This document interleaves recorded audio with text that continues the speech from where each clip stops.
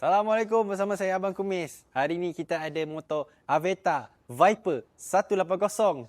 Tiding!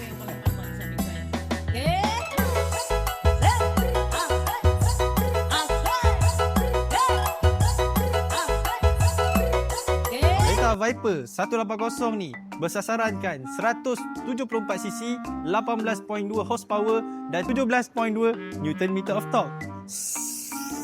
So, apa yang best pasal meter ni, 7 inci, ada macam-macam setting dalam ni. Ada ABS, TCS boleh on off, boleh check tire pressure. Yang paling best sekali ada kamera. Best.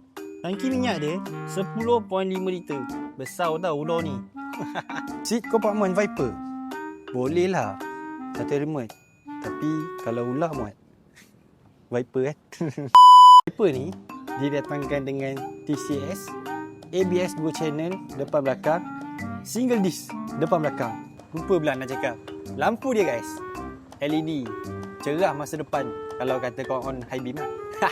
Jadi kalau kata berminat dengan Aveta Viper 180 ni, kau tahu nak pergi mana kan? Kita jumpa dekat DM. Ciao.